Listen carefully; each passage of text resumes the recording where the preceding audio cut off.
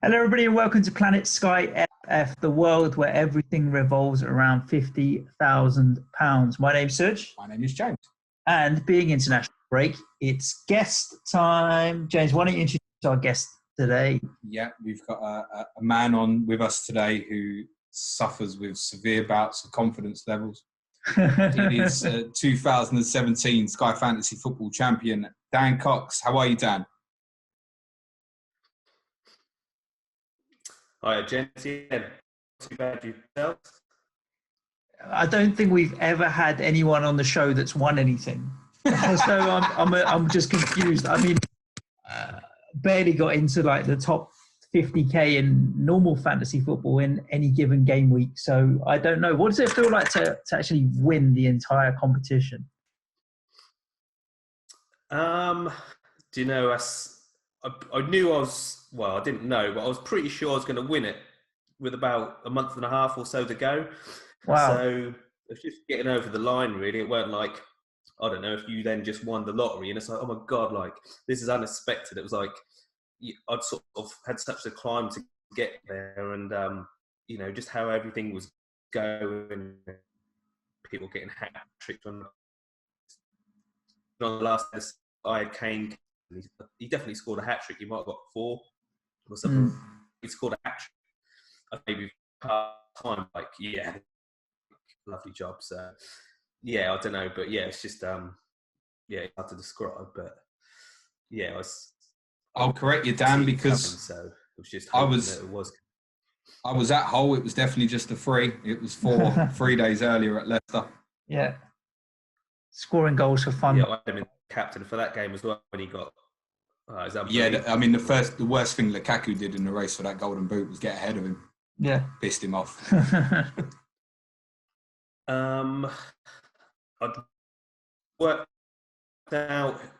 You used to get the average remaining transfers, so I'd run out of transfers with about a month to go, and I knew that there weren't many people. They were about 50 or 60 points behind, but I knew they didn't have many, and literally everyone I had was scoring hat-tricks or braces. It was just unreal, and I don't know, the most obvious captain pick each day, everyone sort of had, and I knew I was just like keeping them at arm's length, and that pretty unlikely that anyone is going to catch me, because I say that was just the year that Sanchez, Lukaku, even Costa, they just mad for goals, weren't they? So they were the obvious picks. Everyone had them, and that was it. It was just a case of seeing it out, really. If you'd have been behind, would you have been captaining different players, therefore?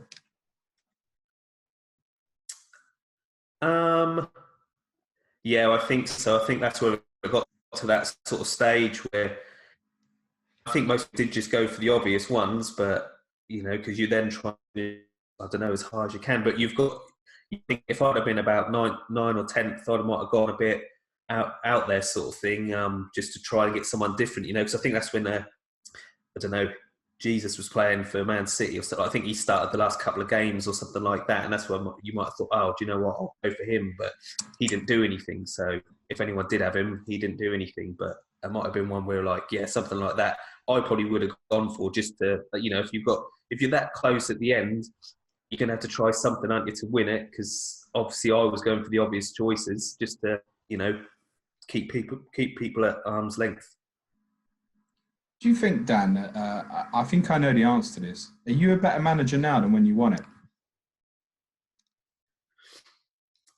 I think, I've got the experience now, so now I know, I can look at that leaderboard where I am now and happy where I am and see, I don't really pay much attention to that leaderboard. So I think you just got the more experience. Obviously, I'm still doing this I was doing. Just doesn't go off as well as it does. You've got to have that luck, everything that year.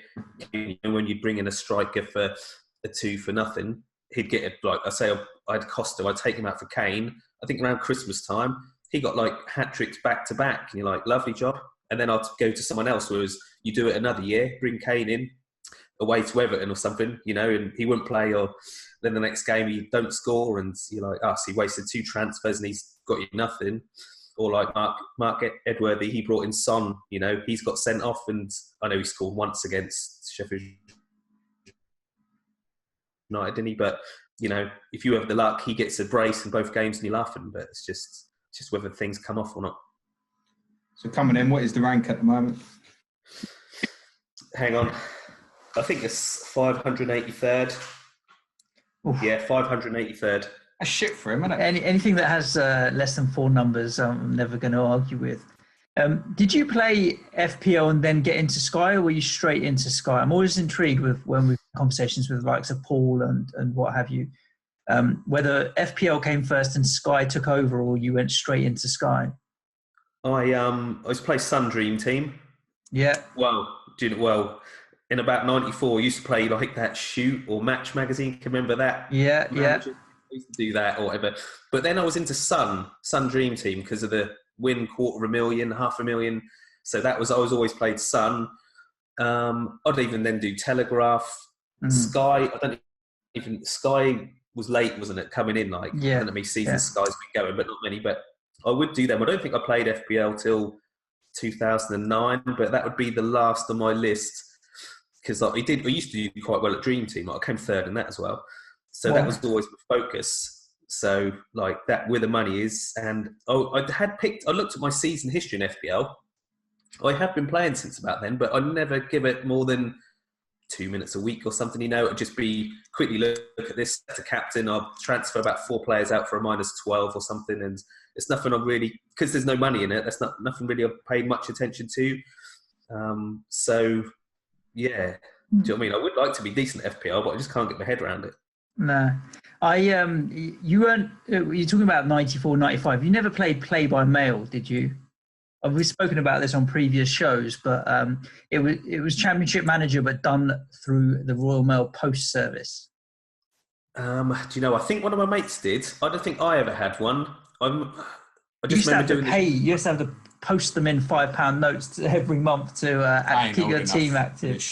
Yeah. There is a good 5 years between us, and that was the years when computers were invented and we stopped playing by mail. But everybody only could manage one team. So I remember, in my year at school, or like over the couple of years, there was like at least 15 kids. Well, we were all managing different teams, but in the same game. So it was quite good fun. It also, I like the fact that you used to have to wait a week before you get your next results and stuff. So it wasn't this instant gratification where you can binge Championship Manager and play a whole. You were counting. 60 passes now. No, bonus tiers. None of that. Opta probably didn't even exist in those days. Sure it didn't. But I remember now, I can see people. You play like a whole season in a day on Championship Manager if you're really addicted, right? No, probably pre-season. Okay, fine. I don't even know how these games work nowadays, but those are the classics. But I remember Telegraph was my newspaper-based fantasy team back in the day. Telegraph I used to do. Yeah. You have mass frustrations with prize for FPL, don't you? Yeah. Yeah, I just think it's just a joke, innit? Like 6 million people play it, and you just, I know it's difficult because in some countries they don't allow gambling and, this, that, and the other, and the whole thing of it. But I just think it's a joke, innit? Like, not even when I came third in the Sun that year, I got 20k, and I spoke to Matt, who won it, and it was like, oh yeah, I got a trip to, it's pretty good, a trip to South Korea or something to watch the Asia tournament or whatever. But I was like, yeah, but I've like, I don't know, I've been on holiday and I'm paying off some of my mortgage and bought this, and it's just mad, isn't it? But yeah, I don't know, it's because it's a global game, but I know they did do they used to do something, didn't they? Like an ultimate for a season where you could buy in and whatever. But yeah, I just don't know. If I had more of a prize pot, I'd probably take it more seriously. How much did you win when you won it? Sky was 25k. They doubled it the season after. Gutted. Oh, tell me about it. That's annoying, isn't it? I did say on one of the earlier shows in the week that for today's episode, Dan, I was going to prepare a business plan for PlanetFPL to see if you still had anything that you wanted to invest in a real good up-and-coming podcast about football. But James told me that you probably had nothing left, so I should put that back in the bin. Mark Edworthy's taken it all already. Oh, is he? Yeah. I've got some left, mate. I'll give you a message later. Yeah, no worries. When are you recording with Mark, Dan? I take it that's in the works soon, is it? Well, yeah, it's hard for Mark because he's busy with the kids and that, and he's into Emmerdale big time. So I'm just trying to get into it. Like, it's hard, man. Plus, we don't have a quick chat. I sort of say, do a podcast half an hour or something. Because Mark talk, we're gone for like 2 hours or something. So that's the whole night. I'm like, say to Mrs. like, well, I'll see you tomorrow. So, but yeah, no, I think we're hoping he did want to do something last night, and I was like, well, a bit busy Tuesday. Do you know what I mean? So I was like, but we might try and do something tomorrow night or Wednesday night even, but as if he's free or whatever. So I don't know. That's the problem because we don't do it regular. That's what you need something regular. I think weekly. Like yours, perfect, half an hour or so. I think it's great. Just to keep people's sort of attention and that. Yeah, it would help if we knew anything about football, but apart from that... Yeah, all right. You can work with your postage stamp. I've got a whole envelope I can write on my knowledge. Dan, you contribute to Will, our friend at Fantasy Football Hub as well. You write a weekly diary for them, is that right? Yeah, that's right. I've pulled apart your top 5 tips for success from my title winning season. You didn't warn him that you were going to do that. No, it's no briefing of Dan. Dan was like, "What are we getting?" Ambush. Me. I was waiting for some notes to come through so I could prepare myself. Nah, nothing. Listen, you should know us. We don't really plan, mate. You had a 5-point kind of plan. If I can run through this, some of your top tips for Sky Fantasy. Yeah, go on then. That is, don't worry about mistakes. So I think what you were alluding to there is you had, in the year that you won it, you had a few shit players at the start, didn't you? Oh, yeah, mate, terrible. Yeah, terrible. Yeah, terrible. I had that Victor Fisher at Middlesbrough. I just put him in because he was cheap. And I had George Friend at Middlesbrough, and they weren't good. But I think I then took out Friend for Masuaku, and that's when he was useless. He really bad. Well, yeah, so it weren't good. But you can have a few of them, but you just got to quickly correct it, and... I made a couple of moves to get away from them two, and the 2 players I brought in, I think I basically kept in all season, and just got to forget about mistakes. Are you talking more about, when you say don't worry about mistakes, are you talking more about having a clear headspace in terms of, okay, right, this didn't work, fine, on to the next one. A little bit like a top goal scorer will forget about the chance he's just missed and go again for the next one. Yeah, so I'd say some things come off. Some, when you look and you think, if I take out, Chelsea player for Spurs player here and they play twice before they play again, and I say sometimes that will come off and sometimes it won't. So it's just you stick to your plan. The thinking's there. That you've got 2 extra games, and if he gets a couple of goals in each, you're laughing. If he doesn't, then don't look too clever. But it's just the same sort of techniques and I think the thought behind it's the same. It's just whether you just have that luck. But then certain moves. Like I think even when Jason won it, he'd gone on a stag do or something on the Friday. I think it was West Ham again were playing, and I'm sure he brought in Payet or something like that. And that was just before he then went on strike and didn't even play the game. So it was like he brought him in especially for that game, didn't play, but he then on the set he quickly then took him out for someone else and moved on. Trying to forget about it and just not have that mentality and not keep worrying about it too much. So one of your other tips is obviously transfer at the last minute, which is very much adopted, but it's not possible for everyone. You spoke previously in terms of juggling the fact you were trying to make transfers at the time when you were working, trying to kind of skive off at work so you could make transfers. Yeah. I mean, that's going to be the case for some others, isn't it? Who will kind of wait for that. Say you've got a 12:30 deadline, wait for the team news beyond 11:30 and then try and get into the app. One of the warnings we had from Paul at Sky PlanetFPL at the start was, leave it late, but don't leave it too late because that app will crash.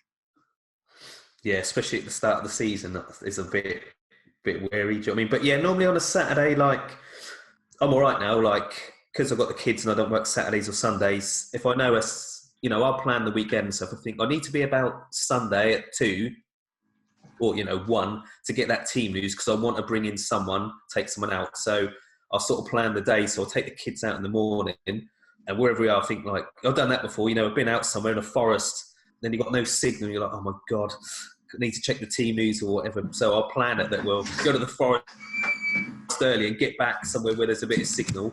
So I can and I'll say, I'll make sure I've got 5-10 minutes to check the team news, do that transfer. But it's a transfer I'll already know I'm doing because I've spent all week thinking like, I'm going to take him out for him. That's fine. If he's not starting, that's going to be him or it's going to be no one. I've got a plan A, B and C for that move. But yeah, once I get the team news, I'll do it. Like you'll see people that will, I think even when Kane didn't play against Liverpool, I'm sure like on the Saturday night, late, someone close to the Spurs sort of, I don't know, reporter or something, he'd sort of put no Kane tomorrow.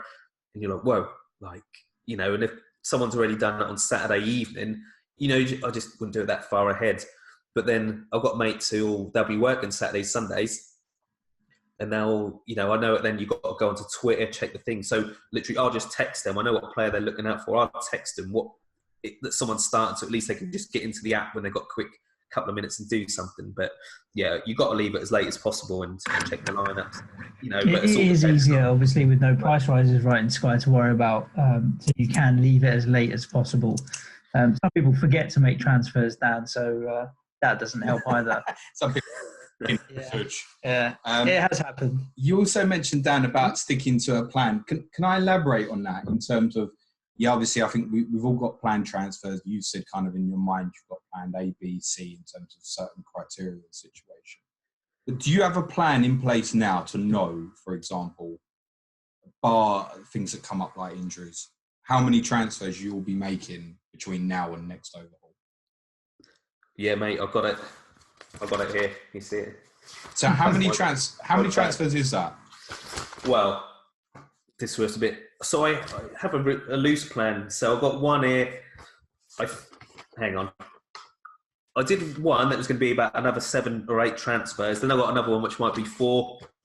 But I keep it loose. Do you know what I mean? So I do have a few plans so that if someone's suddenly in a bit of form, I can do that or whatever. But it's just having the team. I mainly think of the teams, instead of the players. Sometimes, like if I think I need a Manchester United player, not necessarily going to say now it's going to be Rashford or might be Pogba if he ever gets back fit.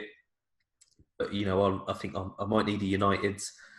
That's tricky. I just have so many plans in my head. But yeah, I've planned up until the end of January, till the next overhaul. So yeah, basically.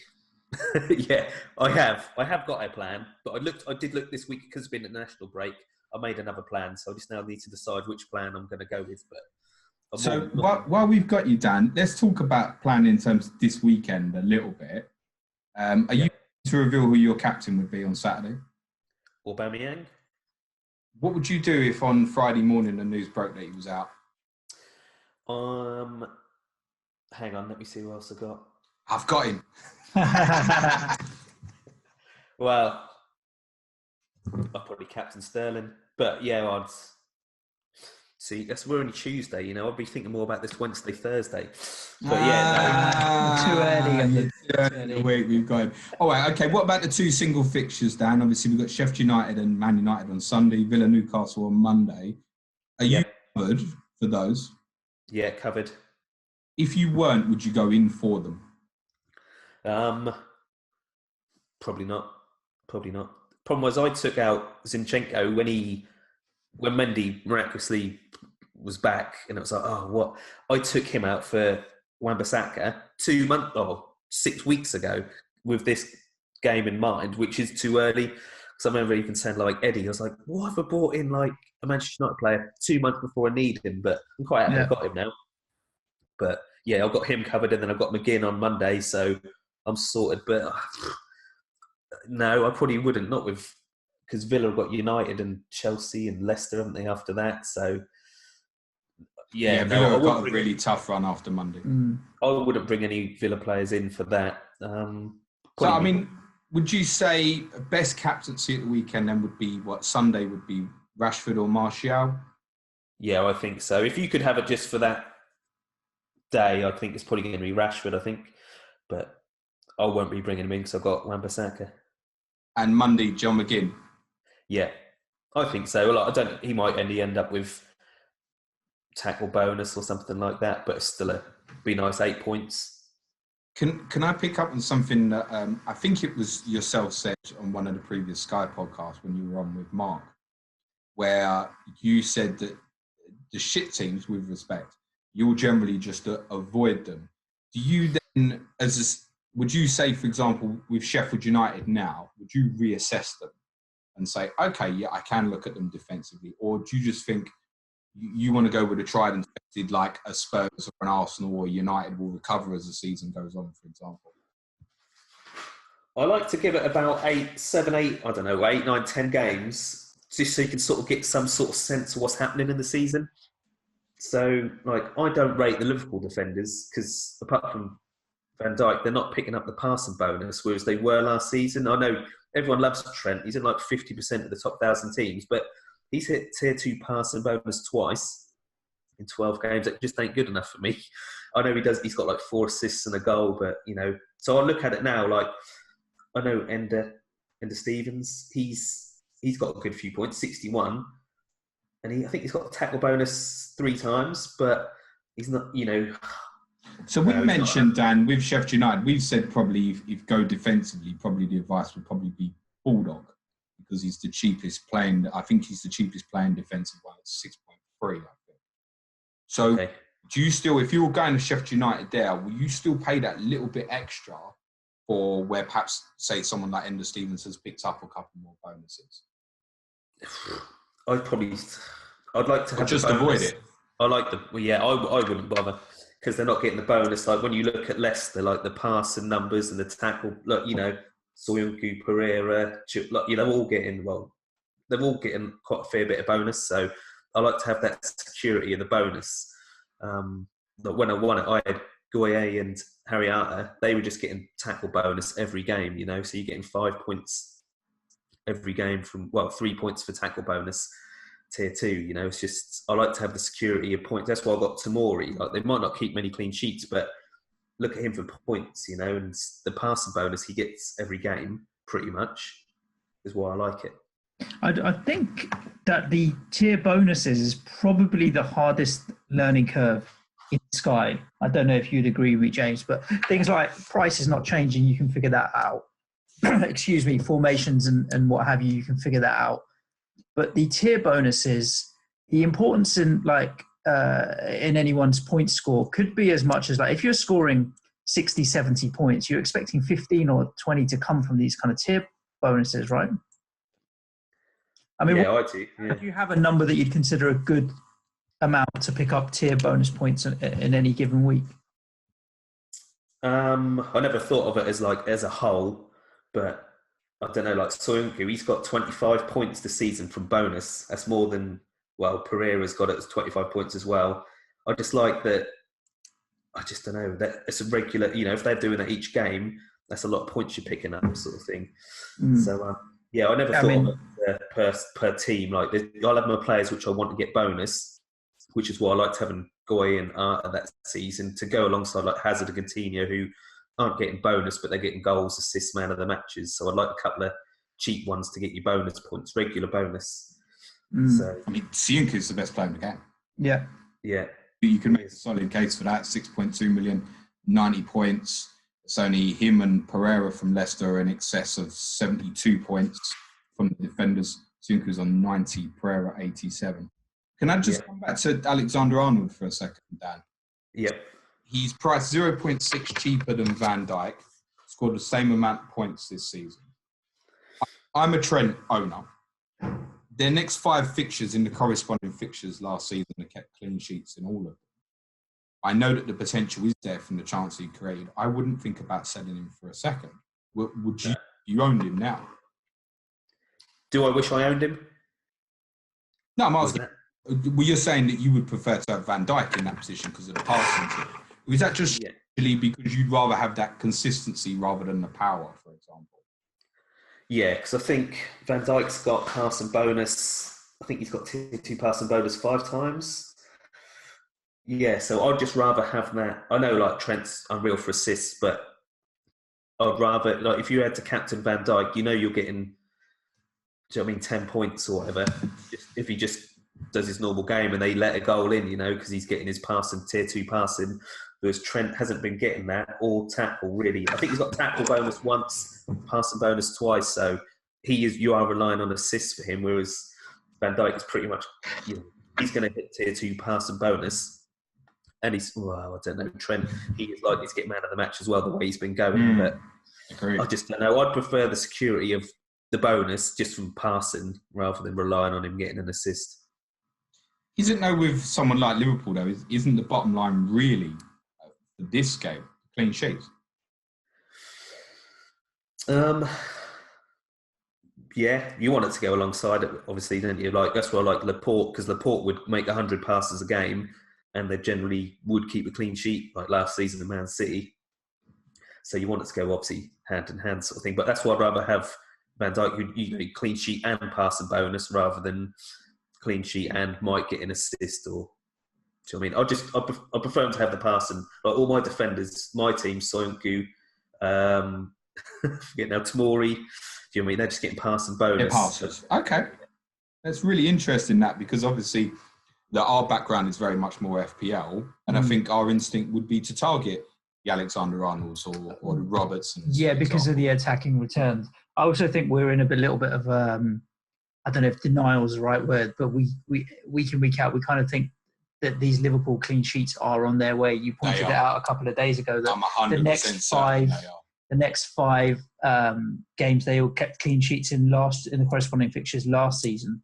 And I'm with you as well. I do think that these clean sheets are around the corner, but it's like that, just the next hit. When are we going to actually accept that maybe it's not just about the clean sheets and we've got to look a bit broader? But yeah, I would never have considered Van Dijk over Trent, for example. It's a really interesting discussion point because it's 12 games gone and we've got the same amount of points. Yeah.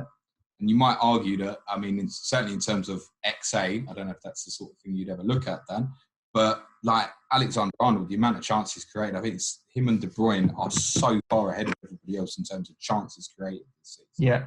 So I feel like Alexander-Arnold's returns are far lower than what they might have been. Because Van Dijk is levelling out at the point that you would have expected. Thoughts, Dan? Yeah, I don't know. So Trent's got 4 assists and a goal. I don't know. I do sometimes look at that XG, but we don't really. I just look at the points. What points are there, and I check out the bonus. But they're not saying like when Liverpool have been conceding, because I haven't got any Liverpool defenders. I've been like, oh, thank God for that, because do you know what I mean? He has been close to getting that passing bonus. I think there was a game. I can't remember who it was against, but he was like, I'm sure he was like a pass and a tackle away from getting bonus, but then they let a goal in or whatever. And I'm thinking, oh God, if he keeps a clean sheet, passing bonus, tackle bonus, it's going to be naughty for me, especially when being in 50% of the top 1,000. Trent's passes are all 50, 60 yards. They probably mark them down as crosses instead of passes. He had passing tier 2 against Newcastle, passing tier 2 against Sheffield United. He had passing tier 1 against Spurs, which I think is quite hidden because he got booked in the game as well. He's also had a tackle bonus at Burnley. Van Dijk never needs to make a tackle, so he's never going to hit tackle tier. Anyway, there's a really interesting debate. Moving on to midfield, Dan, are you really budget in that area at the moment? Well, I've got KDB, but then, Maddison. Hang on, I think who the other one was now. Your team, pal. McGinn. Yeah, Maddison, McGinn and KDB. So, just out of interest, is your Chelsea coverage just Tomori? Yes, at the moment. What do you think of Abraham, who's obviously performed very well? Do you consider the fact that if you were to go for someone like him, and they do have some really good home fixtures, particularly coming up Chelsea, that the exit route is really difficult? Is that something you think about? Yeah, I did. I have looked at my my little planner, but I can't get to him or then off him. I hate doing transfers on the same day. Like someone will say, I don't know, Chelsea v Man City, they've got Abraham, but I took Abraham out this morning for Sterling. It's like, well, why? Because they both play today. I like it when, someone plays on a Saturday, and then you can take them out on Sunday for someone who plays. Do you know what I mean? So you've got the extra game, but I can't see with the players I've got. Well, it just doesn't happen. Do you know what I mean? I can't get to him, so I'm just going to go without. But he's such a good price. But that's where you wish there was some more expensive options or whatever like that you'd want, because he's so cheap. You could really then, because everyone had like, I don't know if people still got, but like Gilbert at the start. But then I don't need him because McGinn and Maddison and Tamori and like they're so cheap. I don't need to have a really cheap defender. So, but yeah, he's such a good price, but I just can't get to him. I know people have got him. I think they're finding how to get off him. That's one of the things we've commented on several times. If you go, like, essentially you'd be leaving the money in the bank, I think. One of the problems with Sky is the positions that players are, right? I just wish there were more options in midfield.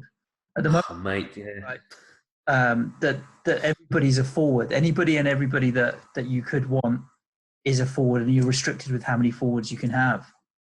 Yeah, definitely. Because they put it to a vote, didn't they, at the start of the season? They put it on Twitter, like, should Sterling and Mane be classified as strikers? It's like, don't put things to a vote, No, don't trust the public. You can't trust the country, mate. Yeah.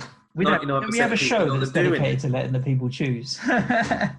Don't put anything to a vote, for Christ's sake. But I don't know, you'd go back when I want it, as like say Hazard, Coutinho, De Bruyne, Mane, they're midfielders. And you're thinking, God, I can have two of them, which I did, but you can only have two. Whereas now you've got De Bruyne and, everyone else, you could just easily have the cheaper option. There's no one else, is there? The ones in and around. I mean, Richarlison kind of ticks over nicely, but the others just behind sort of people like Pepe, Christian Eriksen, Dele Alli. You can't look at them. At the moment, and really. that all feeds into the Tammy Abraham problem, because you want three big hitting strikers, and he confuses the situation there. Can I ask Dan if I can come back to you, because you're talking a little bit about exit strategies there with Abraham. I'm really interested to know, because I know you'll have this planned. When are you coming off Aubameyang? Hang on. Let me get going to consult the planner. Paperwork. Because there's 4 great fixtures for Aubameyang coming up, which are Southampton at home, Norwich away, which is a Sunday, Brighton at home, which is a Thursday, and then West Ham away the Monday. I think he's the best captaincy option this Saturday as well. So he's captainable in the next 4 fixtures. But then Man City at home is the following Sunday, and therefore you're not gaining the advantage on the games, Dan. Yeah.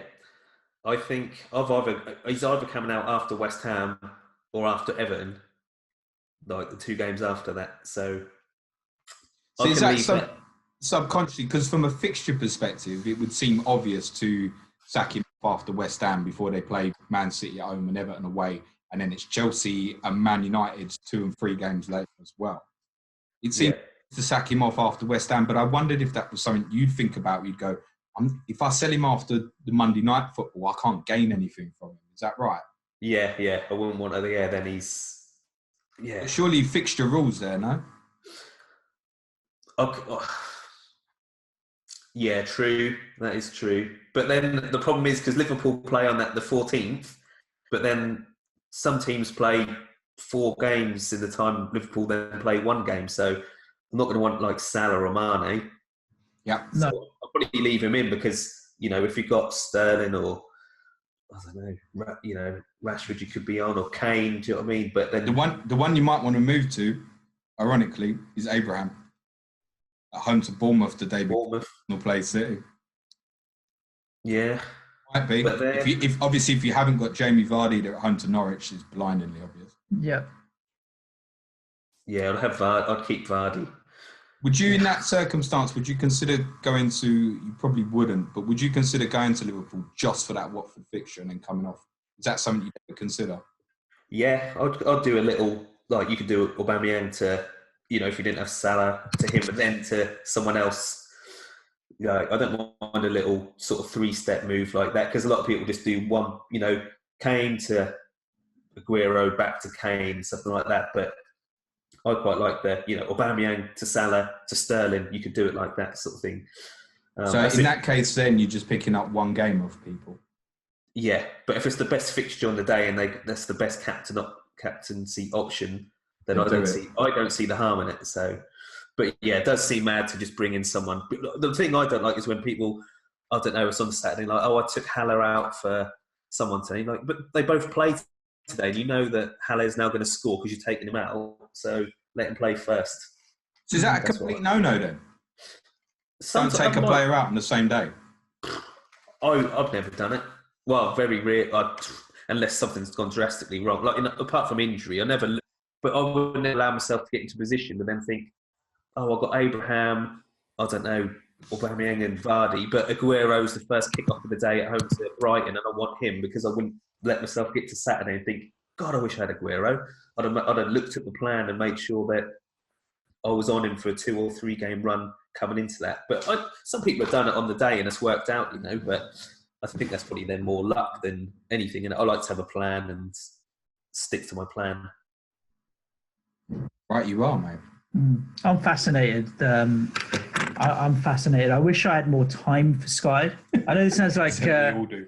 I feel like it's a cheap cop-out excuse. I never like the excuse on anything in life that I don't have enough time. If it's that important, you'll make time. I put together a really nice spreadsheet which shows me all of the fixtures, etc., etc. I just don't use the bloody thing. So I suppose one thing in my advantage is I've still got plenty of transfers left. I've got 37 left to use between now and the end of the season. So if I do it wisely, I do feel like I can get back up into the top 5,000 or something like that, and that'll be good enough for me. How many you done, Dan? I've got 27 left. Okay. 10 ahead of me. You're what, 33, 34, something like that?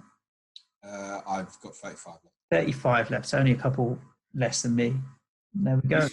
You're still all right, Suj. You just need to look at them games, around Christmas and then make the most of them. Like, when Liverpool step off Liverpool and bring in, when some teams play 4 games. Yeah, I've seen. Just get in some of that, and you need to claw back some of them points. You can do it, but yeah, he just needs to log in, Dan. Which we will. Did we get through all of Dan's 5 golden rules for success? I think we probably did through kind of one mean or another, basically. I think the only other one was obviously you were saying that, tortoise versus the hare in terms of, you've said it a number of times, Dan, for those who are behind, don't worry too much about the leaderboard at the moment.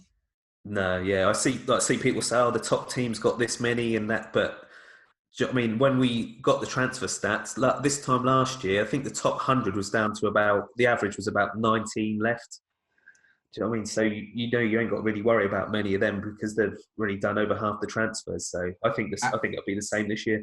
And Dan, we're not allowed to talk about that because someone moaned about it. Is that right? Yeah, that is right.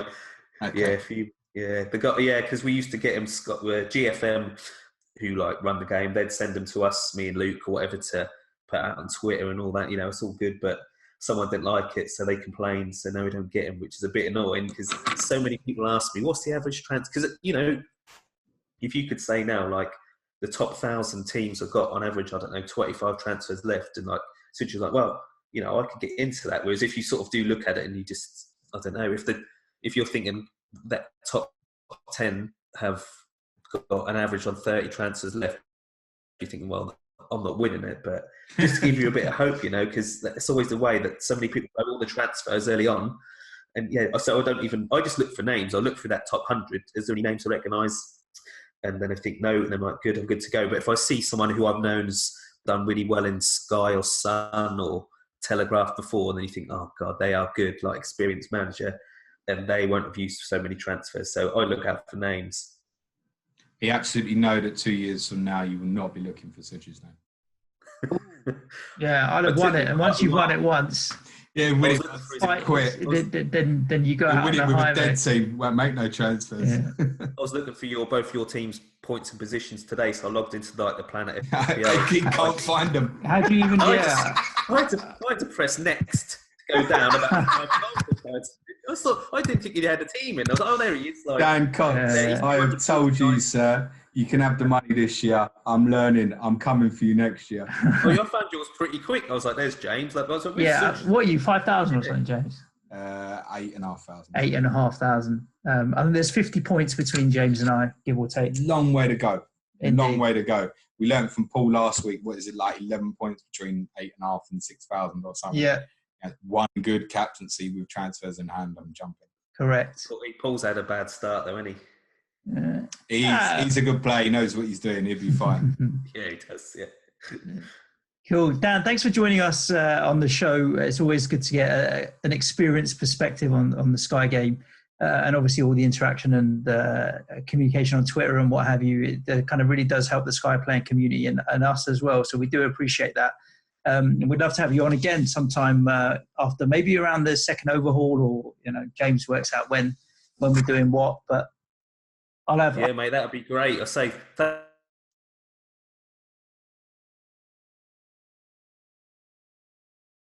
Come on, you come on. Yeah. Yeah, we'll have it, Dan. Yeah. I mean, if you want to lower the tone a bit, I'll come on, mate. Dan, where can the guys find you on Twitter? Yeah, just on Twitter, DanCox82. Brilliant. Give that man a follow. Yes, Sky definitely expert worth it. And do that. I promise you, I make one promise you, Dan. Next time you're on and we speak, I'm going to have 4 numbers in my rank. That's what I'm going to make sure. That's it, mate. Yeah, I'll be keeping an eye on you. I'll be checking on your team. I believe in you, Sid. I believe in you. Go on. James, what do we have on for the rest of the week? Clash of the Correspondents tomorrow with 6th goal, our Watford correspondent, all the way from California, and Jack at Turfy Topper, our Burnley correspondent, we believe recording from a cellar underneath his new pub that he's running. Friday, final plan, we'll be talking about, Sky's a little more straightforward this week. I think FPL captain's quite tough. Correct, indeed. So, guys, thanks for tuning into our Sky Fantasy Football show with Dan. Do stay tuned. Hit like, subscribe, notifications, comments, all of that stuff that you're supposed to do on content to get it seen by more people, which will make James and I smile. Ciao for now. Thanks very much, Dan. Cue music, man, child. And that is a wrap. Thank you, Dan. Top stuff, pal. Was that all right, mate? Yeah? Yes, nah, it's fucking shit. Dan, do you have James's email address, or James can DM it to you and you can just email us the audio file? Yeah, that's fine, mate. Was it cutting out at any points? It did on the Skype, but